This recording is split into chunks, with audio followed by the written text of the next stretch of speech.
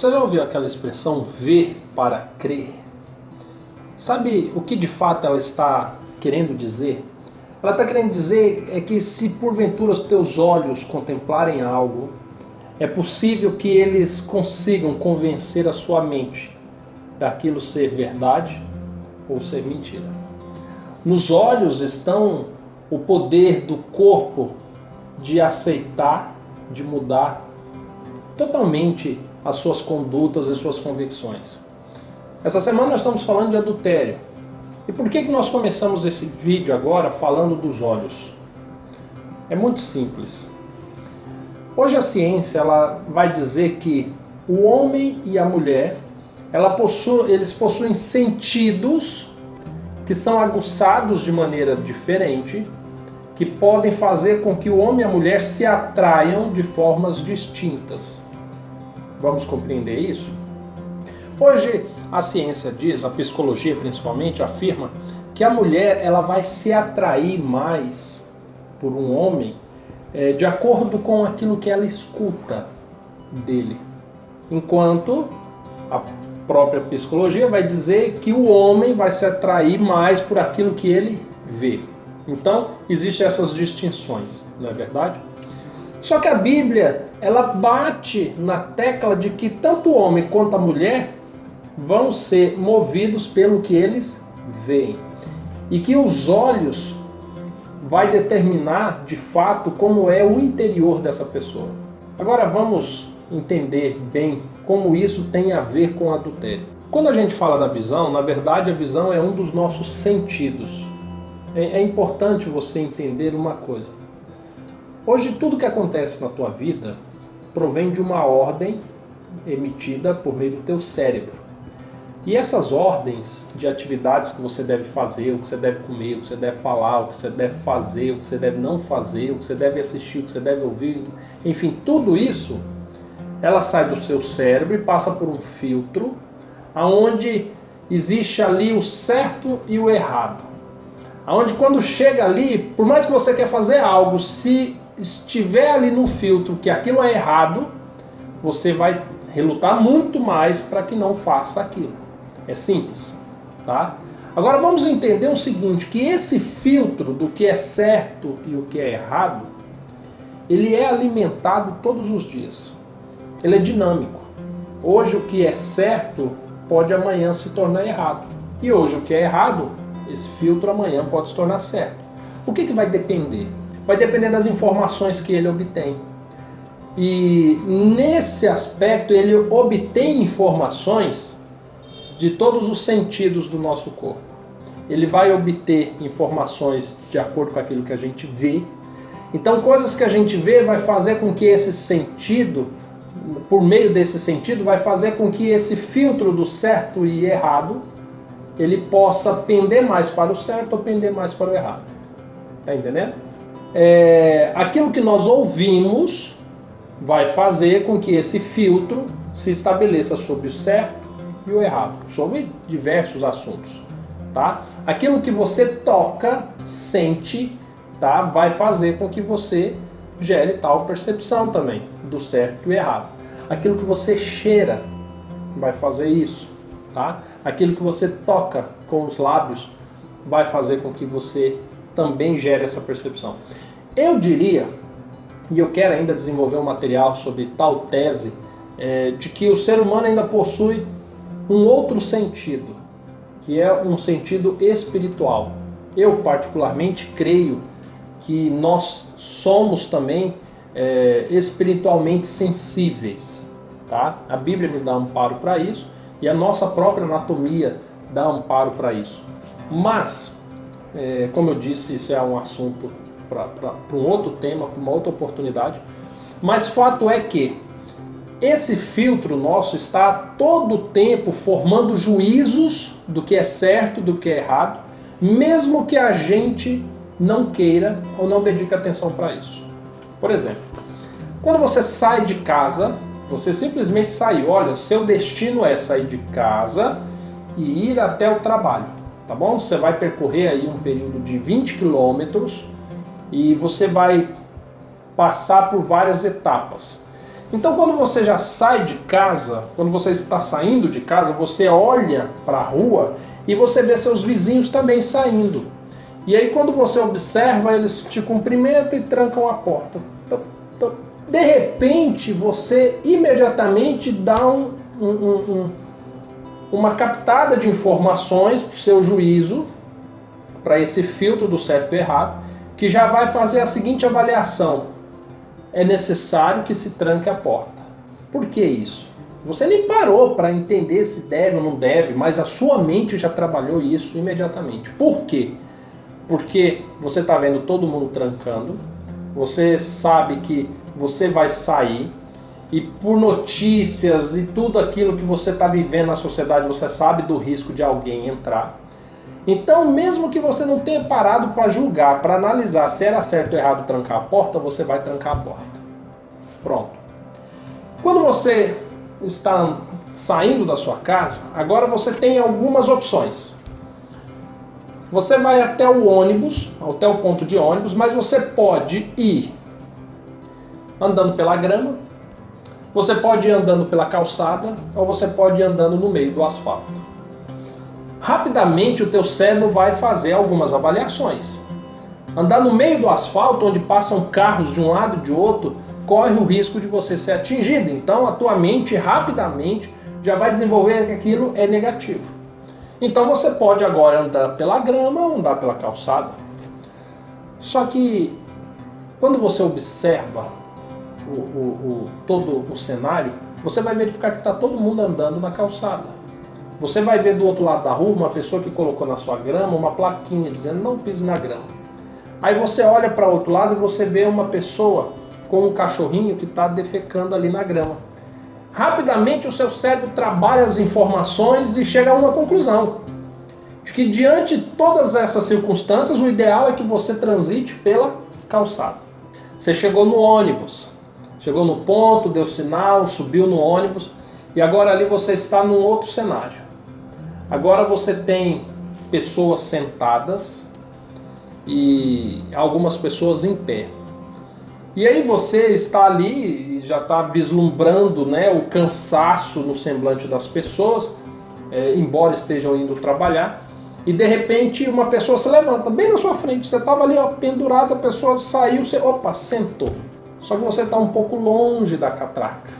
E você tem a visão panorâmica de tudo que está acontecendo. E agora entrou um idoso no ônibus. E aí rapidamente, você que está pensando no serviço e tudo, mas o seu cérebro já está trabalhando a informação. E para você, aquele idoso é só mais uma pessoa. Para você, seu cérebro não levantou nenhum alerta de inconformidade do que está acontecendo. Mas aí você olha numa plaquinha no vidro que diz que ele tem preferência para sentar. Rapidamente o seu cérebro processa a informação. Opa, ele tem preferência. Então o certo é que eu cedo o lugar. Mas aí você observa que ninguém está levantando. Automaticamente o seu cérebro já processa essa informação e diz assim: mas espera aí, o ideal é que quem esteja mais próximo de cedo o lugar. E de repente o seu cérebro chegou à conclusão de que você não vai fazer nada, você vai aguardar que alguém faça. Mas aquele idoso, ele vem passando, poltrona mais poltrona, e vai chegando próximo de você. Nesse período, o seu cérebro já processou a informação de que ninguém cedeu e que dessa forma não convém também que você ceda. Você fez um julgamento de certo e errado a respeito da observação. E aí, naturalmente, você vai virar para o lado, você vai pegar o celular, você vai tentar ignorar o fato, porque você não quer discutir com o seu cérebro se é certo ou é errado você ceder aquele lugar. Porque de uma contrapartida existe uma lei que diz que você deveria ceder o seu assento. De outro lado, existe o seu corpo que quer estar em descanso, porque logo virá uma longa jornada de trabalhos. Nesse exemplo que eu dei para você, é bem curto, né? Nós saímos de casa e chegamos no ônibus. Eu trouxe para você vários processos que a sua mente já trabalhou, formando juízos do que é certo ou errado apenas pela observação dos seus olhos. Sabe como você confrontaria essa sua jornada? Com mais informações. Se porventura você lesse a Bíblia, por exemplo, antes de sair de casa, você teria maior concepção a respeito da segurança, da proteção de Deus, do seu cuidado, dos seus anjos. Então, na hora de sair de casa, onde você decidiria se você trancaria ou não a porta, poderia ser que a influência das informações obtidas por meio da leitura bíblica, por exemplo, lhe daria um outro juízo e você acabaria não trancando a sua casa, mesmo a sua visão tendo sido confrontada. Quando você chegou no ônibus e você formou aquele juízo, se porventura você tivesse lido a Bíblia antes, você poderia ter visto a importância do respeito aos idosos, independente da idade, independente de lei ou de lugar que você esteja. Você teria se apego a princípios de que você deveria tratar o próximo assim como a si mesmo e sempre proporcionar ao próximo o melhor que você puder. Tá entendendo? Então, o que eu estou querendo dizer para você é que os princípios, eles podem ser formados de uma maneira racional e eles também são formados de maneiras irracionais. Não, eu falei princípios, né? Não vamos colocar princípios, vamos colocar juízo, tá? O certo e o errado. Diego, o que isso tem a ver com adultério? É simples. Diariamente nós temos a oportunidade de também formar juízo, se é certo ou errado o adultério. Mas peraí, adultério é uma palavra tão forte, parece tão agressiva, né? Se a gente falar em adultério, talvez a sua concepção na hora já fala, não, adultério é errado. Tá bom. Por que é errado? O que você tem na sua mente desenvolvido, discutido, estruturado a respeito do assunto? Adultério, a palavra em si pode trazer essa negativa. Mas e o sexo com uma outra pessoa? Talvez uma pessoa que você acha muito bonita ou muito bonito, numa circunstância distinta, você está no trabalho e de repente vocês entraram numa sala e as mãos se tocaram e deu aquele calor e tal, e o momento subiu aquele fogo e aí? Agora, é certo ou é errado? Não, Diego, mas sexo é muita coisa ainda, tal, é errado. Tá bom. Aquela conversa com uma pessoa, sabe, pelo celular, e aí, tudo bem? Nossa, tal, poxa, bonita essa foto, legal, você ainda tá solteiro? Não, casou, nossa, e aí? E agora? É certo ou errado? Não, Diego, mas a conversar ainda é errado. Tá bom. Você tá na rua, de repente o seu olhar se cruzou com uma pessoa do sexo oposto que te chamou muita atenção. Curiosamente, a pessoa estava olhando para você e te deu um sorriso. E agora? Devolve o sorriso ou não? O que o seu juízo imediatamente, instantaneamente vai fazer? Você devolve o sorriso e você realiza um flerte com uma outra pessoa? Ou sua mente ela vai te repreender imediatamente dentro desse conceito? Sabe o que é engraçado? Na verdade não é engraçado, é intrigante nessa situação. É que nós não preparamos o nosso cérebro para esses momentos. E nós achamos um absurdo falar em adultério. Mas a partir do momento que você deu flerte, se alguém estiver do seu lado na hora, ou a mensagem tocar, iniciar uma conversa, você vai conversar. E se você conversar e coincidir de vocês se encontrarem na faculdade, ou no serviço, na igreja, sabe? Pode ser que o cumprimento, o beijo no rosto seja mais próximo da boca, o abraço seja um pouco mais demorado. Pode ser que da conversa surja a necessidade de tomar um suco, comer alguma coisa, tomar um sorvete, e pode ser que disso, na hora da despedida, aconteça um beijo e acontece o sexo. Mas você disse que era impossível. Tá entendendo? Então o que acontece? Nós precisamos entender que os nossos olhos, principalmente, ele capta muita informação que vai formar o nosso juízo do que é certo e do que é errado. E diante disso, nós precisamos tomar esse cuidado. Eu sei que quando você pega o título desse vídeo, lhe foi sugerido que nós traríamos as questões do relacionamento em si. Mas nós já falamos muito das questões do relacionamento. Agora eu estou querendo trazer para você aqueles cuidados que você deve ter para você dominar a sua mente diante daquilo que você fala, daquilo que você vê, daquilo que você ouve, daquilo que você toca, daquilo que você sente o cheiro, tá me entendendo? E dos mesmos cuidados que o seu cônjuge deve ter também. Porque você pode contribuir com isso. Você pode estar fazendo com que o seu cônjuge tenha maiores estímulos e julgue ser certo um adultério. Ou você pode estar contribuindo para que ele julgue que um adultério seja errado. E aí, diante disso, agora, cabe uma profunda análise daquilo que você vê, daquilo que você ouve, daquilo que você toca. Sabe, eu quero apelar para você, forte agora, nessa questão daquilo que você vê. Sabe por quê? Eu não vou falar de filmes, não vou falar de novelas. Em outros vídeos eu já pincelei a respeito disso, né? Das questões morais que são ali discutidas e dos princípios e valores que você desenvolve inconscientemente, simplesmente por estar assistindo aquilo. Mas a rede social, ela é um negócio interessante da internet. Sabe por quê? Você tem acesso ao que você quiser, sem o menor filtro do certo ou errado. Quer entender uma coisa? Vamos supor, eu vou falar para você, homem. Você, homem, vai na igreja e de repente tem uma irmã lá que ela é bonita, sabe? Ela é abençoada, o corpo desenhadinho, bumbum, seios, às vezes ela usa uns decote e tal. Você olharia para ela de cima embaixo? Você encararia? Você gastaria um tempo observando o desenho do vestido, imaginando como seria por dentro, sabe? As rendas da calcinha, essas coisas. Estou falando de maneira erótica mesmo, sabe? Você faria isso?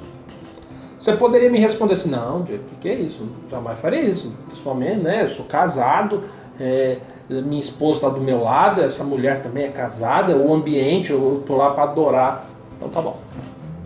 Mas aí quando você acessa a sua rede social e você está lá passando no celular, de repente tem fotos dessa irmã que foi para a praia de biquíni. E agora? Você dá um clique para abrir a imagem, dá um zoom, observa. Entenda que eu estou trazendo um exemplo, e você sabe que isso acontece, mas essa proposta de fazer você olhar, olhe, compra essa ideia, pode olhar, sabe? E aí você vê casais se beijando, e aí você vê uma mulher com pouca roupa, fazendo biquinhos, e você vê um homem sem camisa, e na academia e tal. Você está me entendendo? Presta atenção. Eu sei o quanto que esse vídeo, isso que eu estou falando, soa como um ato extremo, tá? Eu sei o quanto soa como um ato extremo da pessoa falando, ixi, o Diego ele é extremista, ó. Não é questão de ser extremista. Você está assistindo esse vídeo porque você quer restaurar seu casamento, né? Você quer saber onde foi que ocorreu os erros que levaram a um adultério, a uma traição, a um divórcio. Você quer entender isso, não quer? Eu estou mostrando para você como funciona a sua mente, como você pode controlá-la melhor, para que você possa, então, corrigir esses erros e restaurar seu casamento. Não quer fazer isso? Não acredita? Acha que é bobeira e é vida que segue? Então tá bom. Só tenha em mente uma coisa. Em um determinado momento, você vai precisar que Deus intervenha em toda essa situação. A nossa Bíblia, né, a Bíblia que nós temos, ela nos ensina que o nosso corpo é um templo, onde o Espírito de Deus vem e habita. No texto de hoje nós lemos Jesus falando que os olhos é justamente a lâmpada que ilumina esse templo. Se os teus olhos forem bons, esse templo estará iluminado. E é certo que Deus habitará nele. Se seus olhos forem ruins, esse templo estará em trevas. Você está entendendo o que eu estou querendo dizer? Não adianta você colocar somente trevas no seu corpo, na sua alma, e você agora clamar a Deus para que o Espírito Santo tenha misericórdia de você, que Ele possa te usar, para que Ele possa restaurar seu casamento, sendo que você não está compatível com aquilo que Ele pede. Às vezes nós queremos que Deus faça um milagre da noite para o dia e a gente fala assim: Senhor, vem, transforma a minha vida, restaura o meu casamento. Deus vai fazer, Ele está pronto. E aí Deus fala assim: tudo bem, estou indo. Então vamos fazer o seguinte, só arruma a casa que eu tô indo. E você fala: não, Senhor, eu não vou arrumar, venha. E Deus fala assim: não, eu preciso que você pelo menos se adeque para me receber, eu estou indo. E você fala: não, Senhor, por mais que o que eu estou falando para você pensa assim: não, Diego, mas Deus vem do jeito que a gente tiver. Não, não é assim. A Bíblia não compactua com esse pensamento. No Antigo Testamento, você tem as ações de Deus, os dias que Deus vinha até a nação de Israel, que se manifestava, tinha todos os requisitos a seguir. Na vida de Jesus, você vê as pessoas tendo a iniciativa de ir até Ele, ou de fazer pelo menos o que Ele pede. Jesus pedia que fosse em tal lugar, que fizesse tal coisa, que anunciasse a outro. Os profetas, quando iam promover curas, algo desse tipo, faziam isso também. Pedia para que fizesse uma coisa, para que fizesse outra, para que se banhasse 7 vezes no rio, sabe? Então presta atenção. Você quer que Deus intervenha também no seu casamento? Você quer ter a digital dele no seu casamento? Então se prepare, faça a sua parte, esteja apto para que o Espírito de Deus habite em você. E tome cuidado, porque por meio dos teus olhos você pode determinar o que de fato está vindo para dentro de você ou não. Tá bom? Fica com Deus, nos vemos amanhã. Até mais, tchau, tchau.